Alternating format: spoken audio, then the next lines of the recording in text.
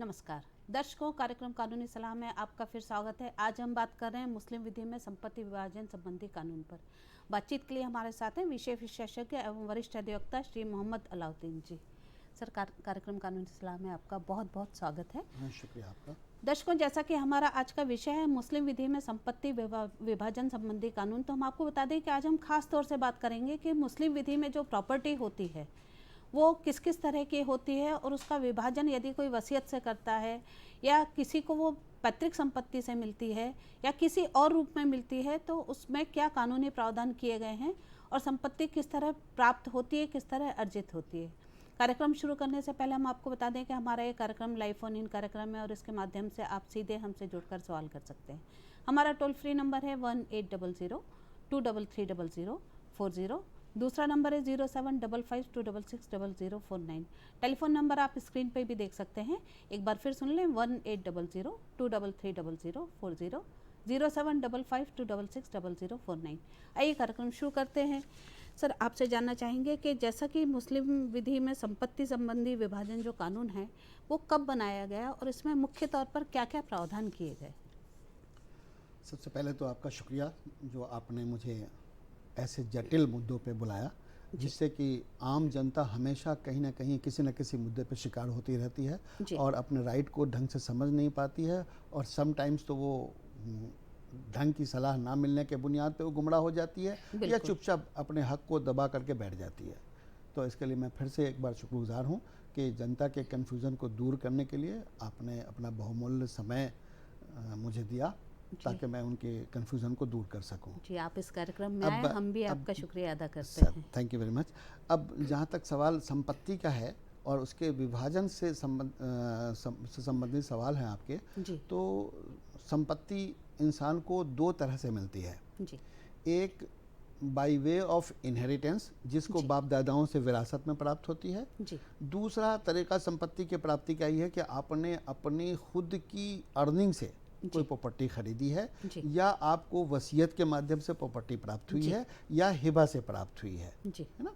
तो दोनों संपत्ति के बंटवारे का एक ही तरीका शरीयत में दिया गया है, और इस शरीयत की जो उत्पत्ति है, ये जो इस्लाम के जो आखिरी प्रॉफिट हैं हज़रत मोहम्मद सल्लल्लाहु अलैहि वसल्लम, ये उनके आने के बाद ये शरीयत का कानून आया आज से लगभग 1400 साल पहले। और उस कानून को आप यूं ही समझ सकते हैं कि it is a part and parcel of Quran में ही ये व्यवस्था है कि कोई भी मेल या फीमेल मरेगा तो उनकी प्रॉपर्टी का विभाजन किस आधार पे होगा। जी, ये जो कानून बना है मुस्लिम विधि में संपत्ति विभाजन संबंधी जो कानून है, इसकी उत्पत्ति कब हुई, ये कब बनाया गया?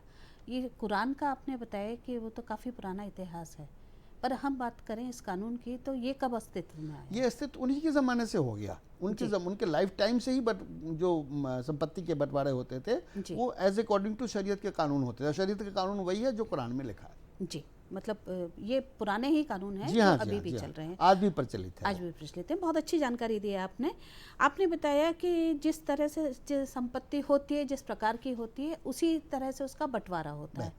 अब हम जानना चाहेंगे कि जो मुस्लिम विधि है उसमें संपत्ति कितने प्रकार की होती है और किस प्रकार से उसका बंटवारा होता है, कौन सी संपत्ति का बंटवारा किस तरह से किया जाता है।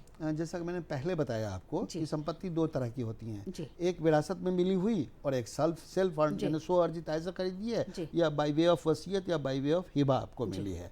तो दोनों संपत्तियों का बंटवारा का सिद्धांत एक ही है, उसके नॉर्म्स एक ही हैं, उसके कानून एक ही है, उसके फॉर्मूला एक ही है ना। वो फॉर्मूला ये है कि अगर कोई मेल मेंबर है, मेल की संपत्ति है या यूं कहें एक पुरुष की संपत्ति है, तो पुरुष की संपत्ति में जैसे ही उसकी डेथ होती है उसके बाद ही उसके बंटवारा, अगर वो अपने लाइफ टाइम में बंटवारा कर देता है कोई बात नहीं और अच्छी बात है। अगर वो बंटवारा किए बगैर मर गया तो अब उसके वारिसान के बीच में उनके प्रॉपर्टी का बंटवारा होगा। तो उनके वारिसान में फर्स्ट लाइन के हेयर्स में उनकी वाइफ, उनके बच्चे और उनके माँ बाप हैं जी। अब उनके ये स्व अर्जित प्रॉपर्टी दोनों सूरत दोनों, अच्छा, जो पैतृक है उसमें भी उसका स्व अर्जित, उसके बंटवारे का प्रिंसिपल एक ही है।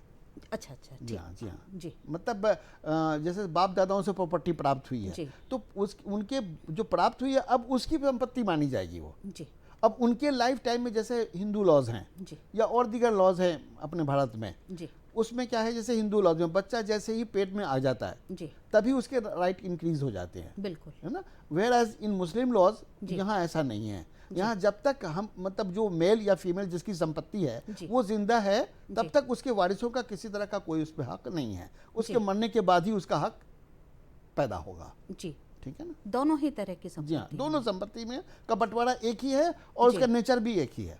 तो आपने बताया कि दोनों ही संपत्तियों में जो वारिसान है उसकी मृत्यु के बाद ही उनका हक पैदा जी होता हाँ, है जी हाँ, और उसके बाद फिर बंटवारा होता जी है। हाँ। अगर हम बात बंटवारे की करें तो जैसे किसी के एक से ज़्यादा बच्चे हैं, पत्नी है, तो फिर वो बंटवारे का आधार क्या होगा, कैसे उस संपत्ति का बंटवारा होगा, किसको कितनी मिलेगी? हाँ, माफ़ी चाहते हुए मैं एक आपके सवाल में एक सवाल मैं आप ही की तरफ से जोड़ देता हूँ जी। कि पेरेंट्स भी हैं, जी जी है ना। जी, उसके बिल्कुल। कोई भी जब मेल या फीमेल मरेगा जी। तो उसके वारिसान में फर्स्ट लाइन की हर्स में उसकी वाइफ, अगर जी। मेल है तो वाइफ, जी और अगर फीमेल है तो हस्बैंड जी और पेरेंट्स और बच्चे, जी ठीक है ना।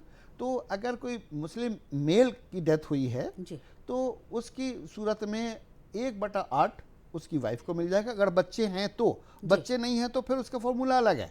जी। बच्चे अगर हैं, हम दोनों ही जानना चाहेंगे। हाँ, तो क्योंकि पहले मैं बच्चे बिल्कुल, हैं की बिल्कुल। सूरत में समझा दूं, बिल्कुल है ना, बिल्कुल। क्योंकि जो आम श्रोता हैं वो मतलब शिक्षा के अभाव के कारण जी या कानूनी दावपेच को न समझने के कारण वो बिल्कुल अनभिज्ञ हैं इनसे, जी मतलब जैसा मैं समझता हूँ। जो बिल्कुल, अक्सर बिल्कुल। हम हमारा अपने कार्यक्रम चूंकि ही इसलिए है कि बीइंग उनको हम बीइंग एन एडवोकेट इस तरह के मसले हम रोज देखते रहते हैं, जी, जी। इसलिए मुझे अनुभव है समाज का कि समाज कहाँ और किस दौर से गुजर रहा है, खास के इस तरह की प्रॉपर्टी के बंटवारे का जहाँ प्रश्न उठता है। ठीक कहना है तो आपका। ऐसी सूरत में अगर कोई मेल की डेथ जी। हुई है तो मेल की डेथ के बाद उसकी प्रॉपर्टी का बंटवारा उसके पेरेंट्स, उसकी वाइफ और उनके बच्चों में होगी। बिल्कुल ठीक है। ठीक अब है। अगर बच्चे हैं तो वाइफ को उसकी प्रॉपर्टी का जो होल प्रॉपर्टी का 1/8 जी वाइफ को मिलेगा, 1/6 माँ को मिलेगा, 1/6 बाप को मिलेगा। जो रिमेनिंग प्रॉपर्टी जी। बचती है उसको 2:1 के बुनियाद पे के फॉर्मूले पे मतलब बेटा और बेटी में बंटवारा हो जाएगा। लेकिन इस बंटवारे से पहले भी एक बात को समझना बहुत ज़रूरी है जो आम तौर से लोग नहीं कर पाते हैं जी, या न समझ पाते हैं। जी बिल्कुल। वो ये है कि उस प्रॉपर्टी की बंटवारे की नौबत तब आएगी जी। जब ये पहले सुनिश्चित कर लिया जाए कि उस मेल मेंबर या जिसकी वो संपत्ति थी, मेल या फीमेल, जी। के ऊपर किसी तरह का कोई कर्ज तो नहीं था। ये बहुत अच्छी बात अगर कही कर्ज आपने, है, बिल्कुल। अगर कर्ज है तो पहले वो कर्ज उस संपत्ति से पटाया जाएगा और जी। उस कर्ज को पटाने के बाद जो बचती है तो इस फॉर्मूले के अकॉर्डिंगली बंटवारा होगा। जी बहुत अच्छी बात कही है आपने हमारे दर्शकों के लिए कि अगर उसका कोई कर्ज है तो पहले वो अदा होगा, उसके बाद ये बंटवारा होगा। जी हाँ। हम बात कर रहे हैं वसीयत की, तो किसी भी व्यक्ति द्वारा कोई वसीयत की जाती है मुस्लिम विधि के अंतर्गत, तो उसकी वैधानिक मान्यता क्या है? देखिए, अब वसीयत को समझने के लिए जी दो बातें को समझना बहुत आवश्यक है। जी आमतौर से जो हमारे समाज में प्रचलित व्यवस्था है या एक ट्रेडिशन बन गई है जी। वो ये है कि एक मेल या फीमेल जिसकी वो संपत्ति है वो अपने सगे बेटे बेटी को भी वसीयत कर देते हैं, जी। जबकि उसकी कोई ज़रूरत नहीं है, उसकी ज़रूरत नहीं है, चूँकि उसको विरासत में फर्स्ट लाइन का हेयर से उसको मिलना ही है। जी लेकिन कहीं कहीं परिस्थितियाँ एक अजीब सी उत्पन्न हो जाती हैं, जी जहाँ जैसे 3 बच्चे हैं, जी 3 बच्चों में से एक बच्चा बहुत बड़ा डॉक्टर है अमेरिका में और वो विदेन के इलाज में लगा हुआ है जी। और करोड़ों की मतलब उनकी खुद की आय हो रही है। बिल्कुल। दूसरा बेटा इंग्लैंड में इंजीनियर लगा हुआ है जी और तीसरा जो बेटा है वो विकलांग है और वो माँ बाप की सेवा कर रहा है। बिल्कुल। तो ऐसी परिस्थिति में उस बाप को ये हक हासिल है जी विद द कंसेंट ऑफ वो जो 2 बच्चे हैं जी। कि इसको उसका जितना शेयर है उससे ज़्यादा वसीयत कर दे, जी है ना। जी तो मतलब इसमें सिर्फ इतना सा ध्यान रखा जाता है जी। शरीयत के कानून में कि किसी का हक ना मारा जाए। जी अब क्या है, विरासत में अगर विरासत बढ़ती तो जितना उस इंजीनियर को मिलता और जितना उस डॉक्टर को मिलता उतना ही ये जो अनपढ़ या जो भी विकलांग बच्चा है उसको मिलता। लेकिन यहाँ परिस्थितियाँ कुछ और है, ये मोरल ड्यूटी है उस बाप की कि मतलब ये अब जाएगा कहाँ हमारे बाद और ये हमारी ही सेवा में लगा है, वेयर एज कि वो अपने बीवी बच्चों के साथ लगा, हमारी कोई देखभाल नहीं कर रहा है। जी लेकिन उसका राइट है उस प्रॉपर्टी में, तो जी। उसकी कंसेंट थी कि भाई देखो इसी अपने परिवार की ये परिस्थिति है, इन जी। परिस्थितियों में इसका मैं कुछ सेव करके जाना चाहता हूँ, तो वो जी। कंसेंट देते हैं तो उसको कुछ भी कर सकते हैं वो। आपने बताया, लेकिन मैं यहीं पे, सॉरी मैं बात काट रहा हूँ, वहीं पे एक बात और समझने की है कि अब वसीयत आम तौर से अपने बच्चों से अलग लोगों को होनी चाहिए, लेकिन ऐसी परंपरा चल नहीं रही है, लोग समझ नहीं पा रहे हैं इसको कि भाई अपने बच्चों को तो मरने के बाद प्रॉपर्टी जानी ही है, तो लिहाजा वसीयत का कोई की जरूरत नहीं है जी। और वो जो मैंने पहले बताया वो स्पेशल केस है। जी जी जी, वसीयत तो किसी थर्ड पर्सन के लिए है, बिल्कुल, है ना, वसीयत किसी थर्ड पर्सन के लिए। अब उसको किस हद तक वसीयत की जाए, ये एक बहुत ही इंपॉर्टेंट क्वेश्चन है, जहां आमतौर से आदमी कंफ्यूज होता है और या गलत कर जाता है। जी। वहां अपनी प्रॉपर्टी का 1/3 से ज्यादा किसी को आप वसीयत नहीं कर सकते अनटिल एंड अनलेस थर्ड व्यक्ति को, हाँ, थर्ड पर्सन को, जो आपके जो वैधानिक उत्तराधिकारी नहीं है, की श्रेणी में नहीं आता है, उससे अलग हटके किसी को वसीयत करनी है तो आप 1/3 प्रॉपर्टी से ज्यादा वसीयत कर नहीं सकते। जी। ठीक है ना। जी। अब 1/3 की किसी केस में मैंने ही खुद एक केस देखा जहां भोपाल शहर के एक बड़े जमींदार थे जिनकी सैकड़ों एकड़ संपत्ति थी, उसमें से एक मतलब उनका जो एक नाती था, मतलब सन ऑफ डॉटर, वो उसको उन्होंने अपनी लगभग पूरी प्रॉपर्टी वसीयत कर दी। अब वो न्यायालय में चैलेंज हुआ कि भाई ये ऐसा कर ही नहीं सकते एज पर लॉ। तो चैलेंज किसने किया, मतलब जो दूसरे चैलेंज मतलब ये बेंच की तरफ से ही हो गया खुद ही कि आप ऐसा कर ही नहीं सकते। अच्छा, तो ये मतलब जो जजेस थे जी हाँ, उन्होंने, बल्कि जो तहसीलदार लेवल के जो अधिकारी थे उन्होंने इस केस को खारिज ही कर दिया कि ये नामांतरण हो ही नहीं सकता जी, क्योंकि इन्होंने 1/3 से ज्यादा प्रॉपर्टी का अंतरण कर दिया है बाय वे ऑफ वसीयत, तो ये कर ही नहीं सकते जी। तो वहां पे अपनी ओन हाई कोर्ट की एक रूलिंग है जिसमें यह है कि अगर जो रियल वारिस हैं उनकी अगर कंसेंट है या वो उस पर आपत्ति नहीं करते हैं जी, तो वो वैलिड है, चाहे वो जिस शेयर तक, जिस परसेंटेज तक करना चाहे वो कर सकते हैं जी। बहुत अच्छी जानकारी आपने दी है। एक सवाल हम इसी से निकल के आ रहा था, उसका जवाब आपने दिया कि यदि दूसरे बच्चों की कोई आपत्ति और दूसरे वारिसान की कोई आपत्ति नहीं है तो वो पूरा भी दे सकते हैं, बेहतर प्रॉपर्टी। हाँ, और यहाँ भी वही वाला कानून होगा जी कि अगर उस पे उस डिसीज्ड पे मेल या फीमेल जिसकी संपत्ति थी वहां अगर उस पे किसी तरह का कोई कर्जा नहीं है तभी ये देखे जाएगा। अगर कर्ज है तो पहले उसकी प्रॉपर्टी में से कर्जे अदा किए जाएंगे जी, तब जाकर के उस प्रॉपर्टी का बंटवारा होगा जी। बहुत अच्छी जानकारी दी आपने। अब जैसा आपने बताया तो इसमें यदि कोई महिला है, विवाहित महिला है, उसके पति की संपत्ति है, तो उसके जीते जी उस महिला का कोई अधिकार नहीं होगा? नहीं, वो चाहे वो कैसी भी हो, मतलब को मैं पहले समझना चाहूंगा। स्व अर्जित और पैतृक। अच्छा, प्रॉपर्टी कैसे भी हो, प्रॉपर्टी की बात कर रहे हैं। देखिए, जहाँ शरीयत के कानून में एक बेसिक चीज है कि जब जिसकी संपत्ति है जब तक वो जीवित है उसकी प्रॉपर्टी में किसी का भी कोई राइट नहीं है। राइट इंक्रीज कब होगा? जब उसकी डेथ हो जाएगी। अब डेथ होगी तो जैसा मैंने पहले बताया कि वो फॉर्मूला की कैसे बंटवारा होगा, उसके अकॉर्डिंगली इसका बंटवारा होगा। 1/8 उस वाइफ को जाएगा, मतलब विडो को जाएगा, 1/6 पेरेंट्स को जाएगा और जो रिमेनिंग प्रॉपर्टी बचेगी वो बच्चों में जाएगा। अगर बच्चे हैं तो किसी केस में होता है बच्चे नहीं होते हैं, वाइफ होते हैं और पेरेंट्स होते हैं, तो ऐसी सूरत में फिर वाइफ को ज्यादा मिलता है, मतलब 1/4 एक चौथाई हिस्सा मिल जाता है उसको, और 1/6 वो वही शेयर रहता है मतलब पेरेंट्स का जी, वो 1/6 पेरेंट्स को भी उसमें जी हाँ अधिकार होता है। बिल्कुल। हम बात कर रहे हैं कि जो संपत्ति में अधिकार होते हैं मुस्लिम विधि में, तो जो लड़कियां होती हैं, शादीशुदा लड़की यदि कोई है, शादीशुदा और जिसकी शादी नहीं हुई है, उसका कितना अधिकार होता है अपने पिता की संपत्ति पे, शादी के पहले और शादी के बाद? ये बहुत अच्छा सवाल है आपको, बल्कि मैं तो शुक्रगुजार हूँ ही, जनता को भी आपका शुक्रगुजार होना चाहिए इस सवाल को, क्योंकि इसमें बहुत ही दुविधा में पड़े हुए हैं लोग जी। मतलब चूँकि क्या है कि हमारा जो समाज है, ये समाज में की आबादी के हिसाब से देखेंगे तो लगभग 80% हिंदू कम्युनिटी है और उसके बाद की जो परसेंटेज जो उसमें दीगर कम्युनिटीज बसती हैं। तो मेजर जो मतलब यहाँ जो बहुसंख्यक समाज हैं उनके यहाँ ये है कि बच्ची की शादी होगी तब का अलग शेयर, मरने के बाद मतलब शादी के पहले की शेयर अलग, और अभी 2005 से पहले की स्थिति कुछ और थी, 2005 के बाद स्थिति कुछ और हो गई है। लेकिन हाँ, लेकिन यहाँ लेकिन इस मतलब शरीयत के कानून में आपकी शादी हो गई या नहीं हुई ये माने नहीं रखता। आपका जो शेयर है आपको शादी के पहले भी मिलेगी वही, शादी के बाद भी वही मिलेगी। जी, बहुत अच्छी जानकारी आपने दी। और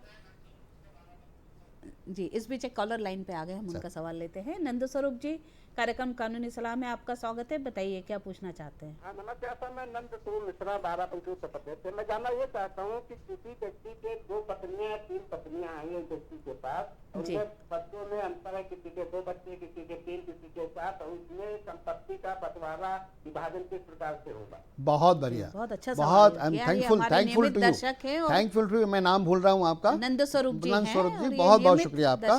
ये बहुत ही अच्छा सवाल है ये, और आमतौर से हमारा जो समाज इस समस्याओं से जूझता रहता है। असल है क्या कि जैसे मुस्लिम में 1 से अधिक विवाह और अप टू 4 शादी जायज़ है, लेकिन क्या है कि समाज में आज की तारीख में हमें, चूँकि मैं भी मुस्लिम हूँ, तो मुझे ये मानने में कतई शर्म नहीं आ रही है कि आज मुस्लिमों में शिक्षा का जो रेट है वो बहुत कम है, अदर दैन जो दूसरी कम्युनिटी है यहाँ पे, ठीक है ना। तो उस शिक्षा के अभाव में वो इस बात समझ नहीं पाते हैं और फिर उसमें उलूल जुलूल तरीके से मतलब बंटवारा करते हैं, और फिर अल्टीमेटली लोग अदालत जाते हैं और वहाँ जा कर के महीनों सालों और पूरी उम्रें गुजार देते हैं। अब जो क्वेश्चन यह है आपका कि 1 से ज़्यादा पत्नी हैं और बच्चे हैं तो कैसे बंटवारा होगा। देखिए, जैसे मैंने बताया कि एक मेल की जब डेथ होगी तो उसकी वाइफ का उसके बच्चे रहते हुए 1/8 उसका हिस्सा है।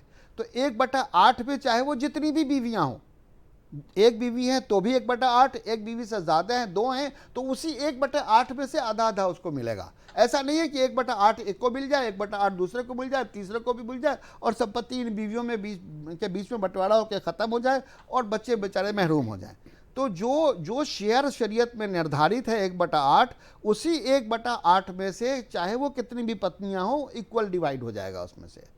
अब जो बच्चे हैं, बच्चों में वो वाली मतलब डिफरेंसेस नहीं देखे जाएंगे, बच्चे को उसी अकॉर्डिंगली 2:1 के बुनियाद पे बंटवारा हो जाएगा। अगर आप समझ गए हों तो ठीक है, नहीं तो आप फिर से इसको रिपीट कर सकते हैं, मैं फिर से समझा सकता हूं। नंद स्वरूप जी, हमें उम्मीद है कि आपको आपके सवाल का जवाब मिल गया होगा। जैसा कि आपने बताया कि जो बंटवारा होगा वो उसी हिसाब से होगा, चाहे पत्नियां 2 हों, 3 हो, इवन 4 भी बच्चे, हाँ जितने भी हो बच्चे और पत्नियां, इक्विवेलेंट बंटवारा हो जो शरीयत में है। जी हाँ। हम बात कर रहे थे जब वसीयत की, तो उसमें यह था कि यदि कोई व्यक्ति एक को करना चाहता है तो वो सबकी कंसेंट से कर सकता है।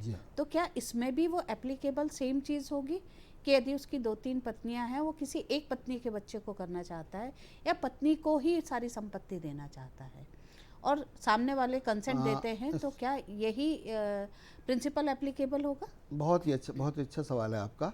इसमें क्या है, बेसिक चीज़ अपने को समझने की ज़रूरत है कि इस्लाम ने एक बहुत बड़ा जो प्रिंसिपल निर्धारित किया है वो ये है कि आपके इस संपत्ति के अंतरण में किसी का हक न जाता हो, किसी का राइट का इन्फ्रिंजमेंट ना हो रहा हो, इसको आपको ध्यान में रखना चाहिए। अब राइट का इन्फ्रिंजमेंट कब होता है कि जब हमारा राइट है, आप मुझे नहीं दे रहे हैं और हम आप पे उस सवालिया नज़र डाले हुए हैं कि हमें ये मिलना चाहिए। लेकिन जहां हम कंसेंट दे देते हैं तो हम अपने राइट खुद ही किसी को ट्रांसफर कर रहे हैं। बिल्कुल। तो ऐसी सूरत में जहां कंसेंट है वहां वो पार्टी किसी भी हद तक वसीयत कर सकता है। कंसेंट अगर नहीं है तो 1/3 से ज़्यादा आप किसी थर्ड पर्सन को नहीं कर सकते। जी, बहुत अच्छी जानकारी आपने दी है। अब एक सवाल इसी से निकल के आता है कि यदि कहीं कोई विवाद होता है संपत्ति से संबंधित मुस्लिम विधि में, तो ऐसे प्रकरणों को कहाँ सुनवाई होती है, कहाँ दायर किए जा सकते हैं और प्रक्रिया क्या होगी? वो प्रक्रिया वही है जो अदर लॉज में है कि अगर किसी तरह का कोई विवाद है, विवाद के कई स्वरूप हो सकते हैं कि जैसे 1 से ज़्यादा वारिस हैं, एक वारिस ने पूरी संपत्ति को कब्जा कर रखा है, दूसरे को कुछ दे नहीं रहा है या कम बेश पे कर रखा है, जितना उसका हक था उससे ज़्यादा पे कर रखा है, तो उसके लिए अगर बंटवारा हो चुका है, मतलब जिसकी संपत्ति थी बाप के मरने के बाद प्रॉपर्टी का बंटवारा हो चुका है, बंटवारे के बाद उसने कब्जा कर लिया है, तो फिर आपको अधिपत्य प्राप्ति के लिए सिविल कोर्ट जाना पड़ेगा जी। और उसका जुरिडिक्शन देखना पड़ेगा किस सिविल जज के यहाँ जुरिडिक्शन है, संपत्ति कितने की है, उसका जाके उसकी मालियत के हिसाब से भी जुरिडिक्शन तय होता है। कोर्ट फीस लगती है, कोर्ट फीस लगेगी उस पर, जितना आपका शेयर बनता है उसके अकॉर्डिंगली कोर्ट फीस देना पड़ेगा, ठीक है ना, उसकी मार्केट वैल्यू के बुनियाद पे। तो वो वही तरीका है जो अदर लॉज में है। आपको ultimately you will have to go before civil court और वहाँ से आपकी संपत्ति का विभाजन कराइए या अपने हक का शेयर मांगिए, या कोई आपके संपत्ति पे कब्जा किए हुआ है तो अधिपत्य प्राप्ति का केस लगाइए। जी देखिए, दो अलग अलग चीज़ें आपने बताई हैं।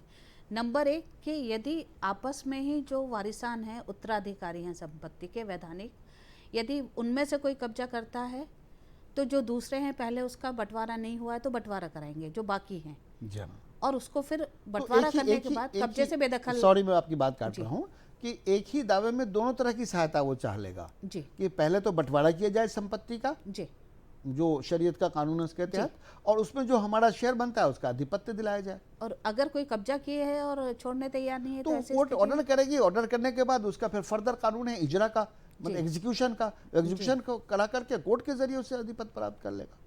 जी, ये तो बात हुई जो वैधानिक उत्तराधिकारी हैं उनके संबंध में। ये यदि कोई मुस्लिम विधि के अंतर्गत कोई तीसरा व्यक्ति किसी व्यक्ति की संपत्ति पे कब्जा कर लेता है और वो संपत्ति को नहीं छोड़ता है, तो जो उसके वैधानिक उत्तराधिकारी हैं उनके पास क्या प्रावधान है उस संपत्ति को लेने के लिए और किस तरह से वो प्राप्त कर सकते हैं? अब वो उसका तो बहुत ही बेसिक जो लॉज है वो ये है कि अगर आपकी संपत्ति है तो सबसे पहले आपको कोर्ट में लगाना पड़ेगा अधिपत्य प्राप्ति का केस, और उसमें ही आपको अपना स्वत्व साबित करना पड़ेगा, ये संपत्ति हमारी है या हमने खुद अर्जी है या हमें विरासत में मिली है, नंबर एक, और ये संपत्ति हमसे बिलोंग कर रही है, इस पे इन्होंने नाजायज कब्जा कर रखा है, लिहाजा इससे हमें कब्जा दिलाया जाए।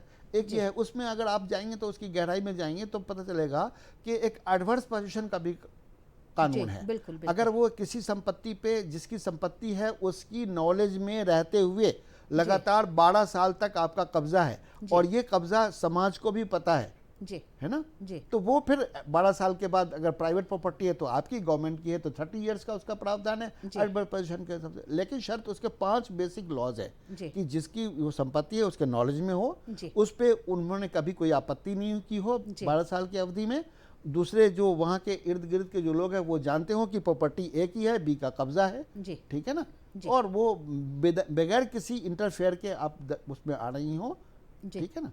तो एक निश्चित अवधि जो है उसके प्राइवेट प्रॉपर्टी के लिए 12 साल निर्धारित है, गवर्नमेंट की प्रॉपर्टी के लिए 30 साल निर्धारित है।